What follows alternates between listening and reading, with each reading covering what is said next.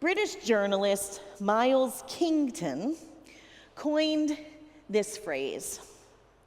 Knowledge is knowing that a tomato is a fruit.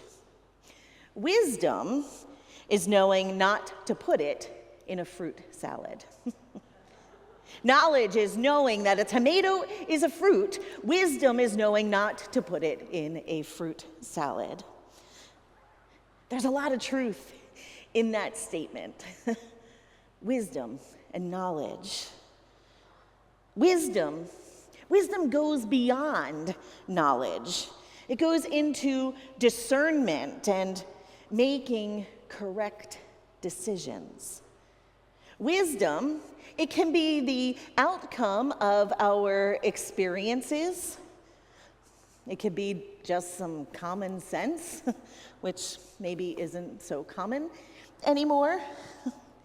But it's a much harder attribute to display than merely knowing the facts, right?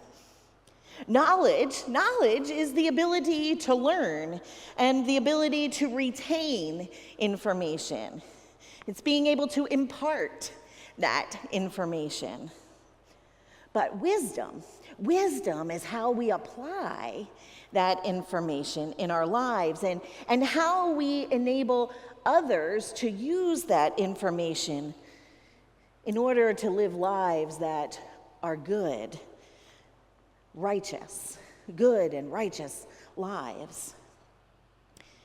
James, in this letter that we have been looking at over the last several weeks, he adds a further dimension to this thing of knowledge and wisdom.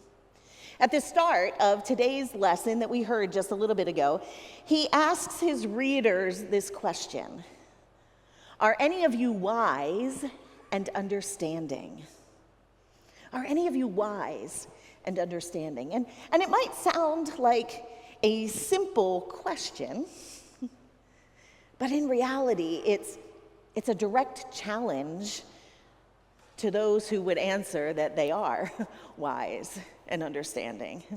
Now, if you're not sure that this really is a challenge, this question, are any among you wise and understanding? If you're not sure that that is a challenge, then just imagine that I started today's message asking anyone who thinks that they have wisdom to come on and stand up right up front here. And then I challenged you to prove your wisdom in some way. Now, of course, if you all were to come and stand up here thinking that I was going to praise you for your wisdom, then maybe you're not as wise as you thought you were, right? James recognizes that wisdom is a trait that we all want to possess. We all want to possess it. And James wants to tell us what it is and to make us examine ourselves for wisdom. And then he goes on to tell us how we can know what true wisdom really is. And he says it in these words: then show your actions are good with a humble lifestyle that comes from wisdom. Show your actions. Show that your actions are good with a humble lifestyle that comes from wisdom. These words may sound somewhat familiar to you. They are very similar to that famous declaration that we heard from James back in James chapter 2. We talked about 2 weeks ago that faith without works is dead.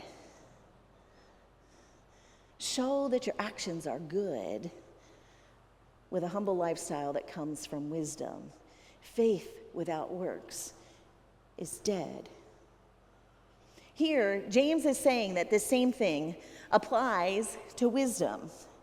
Without good deeds and without a good life or a good way of life, some of the translations say, you cannot prove yourself to have wisdom. Now, the word here that James uses for the word humble, when it's translated, it's often translated as meek, M-E-E-K, meek. And our understanding of that word meek today, we often imagine someone who is very passive, or someone who is quiet or apologetic, or maybe even a bit of a doormat, letting people walk all over them. That's how we understand that word meek. But in New Testament times, it meant being aware of your own strength and using it in a gentle, guided way. Meekness was being aware of your own strength and using it in a gentle and guided way. The word that James uses in Greek, proteti, I'm not a Greek scholar, but it literally translates as a war horse. Now, you might not think a war horse as being meek, because it was the most powerful animal that people in New Testament times could think of. But they would imagine this war horse that was covered in armor, but whose power was restrained and guided by the far less powerful rider. One commentator likened this word, meekness, to a huge muscular man bending down to calm or pick up a crying child. That's what meekness, that's what humility means. Recognizing our own power,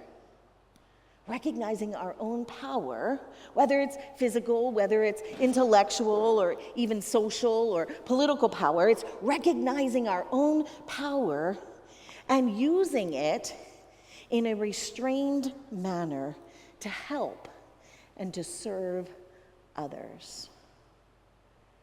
Recognizing our power and using it to help and serve others. So, having told us how wisdom should be used, he goes on to tell us how we can recognize it. And he lists 2 types of wisdom and their attributes. The first is false, earthly wisdom, and then true, godly wisdom. So, that first one, earthly wisdom, false wisdom, he tells us that the wisdom of the world looks like this. He says, if you have bitter jealousy and selfish ambition in your heart, then stop bragging and living in ways that deny the truth.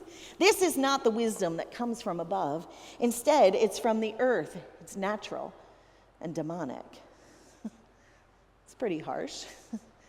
We probably don't need to be told these things, but this reminder from James is useful for us to see the world as it truly is most of the time. Those things that we see out there, like jealousy and bitterness and selfishness and boasting, these are the things that come along and they scar us. They scar us. Those are the things that tear families and communities, nations apart. These are the things that lead to conflict. These are the things that lead to division at all levels. And yet, our culture continues to tell us that these are the attributes that we need to succeed in the world. Ruthless ambition. Just take a look at the news. It's all you need to see. Our world tells us that ruthless ambition will help us succeed. Single-mindedness, arrogance, greed. Those things are all held up as virtues in many ways in our culture. And I read this week. This is shocking to me, but probably not surprising, that recent studies have shown that nearly 20% of people in power, whatever kind of power it might be, in business, politics, whatever. 20% of people in power have either psychopathic or sociopathic tendencies. It's pretty scary. The world seems to reward these behaviors and holds them up as conventional worldly wisdom. And this worldly wisdom brings chaos, it brings evil, all within its wake. When people are simply out for themselves, when people are out for themselves, or they only care about the groups to which they think they belong or they identify with most, then that is where racism, sexism, hatred, xenophobia, and conflict all come in. It all eventually creeps in. And if you think that's an overreaction, let's take a look at what's happening in Springfield right now. Think about what's happening there right now. Talk about evil. Talk about chaos. Or just take a look at our social media feeds and the bile that gets spewed forth daily when discussing various political issues. It's awful. We talked about this last week, using our words for good. All of these things are meant to divide. They're meant to instill fear in us. This apparent wisdom of the world tears us apart. It tears us away from each other, and it tears us away from God. And unfortunately, the church is not immune. I'm not speaking specifically of this local congregation, but the church. The broader church is not immune. And in chapter 4, James starts that chapter by taking aim at his own readers, those Christians from all throughout the Roman Empire. He says to them, "What is the source of conflict among you? What is the source of your disputes? Don't they come from your own cravings, your own wants that are at war within your own lives?" he says. Disputes and divisions and jealousy and selfish ambition, they can be found in church just as much as they can throughout the world, right? We often hear that the main thing that keeps people from attending church is that the church is full of hypocrites. I heard somebody say it. The church is full of hypocrites, those who say one thing and do something else. And let's face it, that's often true, right? We know in our hearts that all of these things that James is telling us, that James is talking about, they creep in on us too, just as much as they do the people in the world. They come into our hearts, and we sometimes think and do some pretty awful things too. We see our own lives or our families that are torn apart by jealousy or selfishness. We catch ourselves looking at those who are different from us, and we think, well, maybe somehow that they are less deserving of love or grace. We become judgmental. But here's the difference. Here is the difference. We know these things are wrong. We take time to step back and reflect, and we know these things are wrong. We know that bitterness and envy and self-centeredness are destructive. We know that that's evil. We know that they are all of those things, evil, rather than tools for our own advancement. And we know this. We all know this because we have seen the wisdom of God, and we know what true wisdom looks like. Even if we don't always apply it, we do know what true wisdom looks like. James says that wisdom from above is pure, and then peaceful, gentle, obedient, filled with mercy and good actions, fair and genuine. Those who make peace sow the seeds of justice by their peaceful acts. Those who make peace sow the seeds of justice by their peaceful acts. And all of those things that the world sees as wise, those attributes that help you become successful by human standards, all of those things are turned upside down by God. Jealousy and bitterness and selfishness, they're all out, and they're replaced by purity. The word that he uses for purity here in this portion of James meant ritual purity, meaning ready to be presented before God. And so jealousy and bitterness and selfishness and boasting, they're all replaced by purity and peacefulness and gentleness and compassion. At times, we might display some of those destructive behaviors that are brought about by those false worldly wisdom, but we strive, with God's help, we strive for those behaviors that come from above, as James puts it. Now, the peace that we are striving toward doesn't mean that we never disagree, but it does mean that we do it in a loving and understanding way. The gentleness that we're striving toward is a recognition of our own strength that I talked about earlier, and using it for the good of others in a restrained manner. The compassion that we're striving for is to be displayed to all,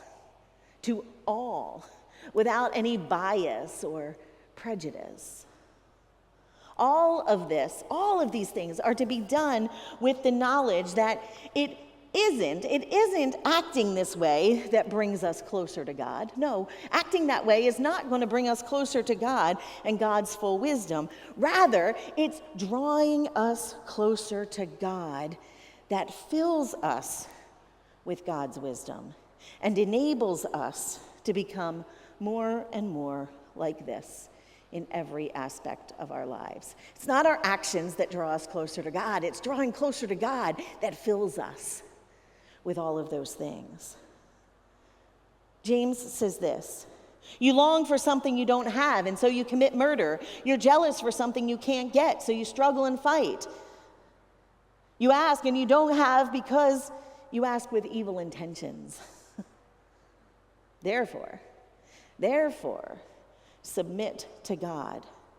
Resist the devil, and he will run away from you. When we try to do these things by ourselves or with our own strength, we will fall, we will fail. As Paul tells us in Romans 3:23, all have sinned and fall short of the glory of God. So today's passage from James is not a set of instructions for how to obtain and display the proper wisdom by acting in the right way. Rather, James is telling us that the only way to gain godly wisdom is to come near to God, and he will come near to you. The only way to obtain godly wisdom is to come near to God, and he will come near to you. Whenever we approach God, whenever we look at the cross of Christ, whenever we realize our failings and our weaknesses, and we ask God in humility for God's forgiveness and then God's wisdom in our lives, that is when God gives it to us. And we can act more peaceful consistently. We can act in a compassionate manner without bias, without hypocrisy. Last week I talked about John Wesley's rules for his Methodist societies and the 3 simple rules that Reuben Job came out with. And we touched last week on the first rule to do no harm. To do no harm, especially with our words, right? In the midst of this election season, to do no harm. The second rule is to do good. To do good. And Wesley emphasizes that doing good is not about receiving praise or getting ahead in the world. James certainly says getting ahead is not doing good. Doing good is rather about faithfulness to the gospel of Jesus Christ, who gave up everything for humankind. So when we come near to God, whenever we look at the cross of Christ, whenever we are humble, we come to God in humility and ask God for wisdom, then we can do good in the world. Good cannot be good unless it is good for all people. Good isn't good unless it's good for all people. And when we look at the things we do, we have to ask ourselves, is this good? Is this good for all people, or is it just good for me? Wisdom. Wisdom that we get from drawing near to God helps us to discern what is good. What is good for all. For all. So may we be peaceful. May we be obedient. May we be fair. May we be genuine. May we be filled with acts of mercy and compassion, good actions, as James says. May we do this by coming near to God, and God coming nearer to us, so that we can truly do good in our community and throughout the world. Amen.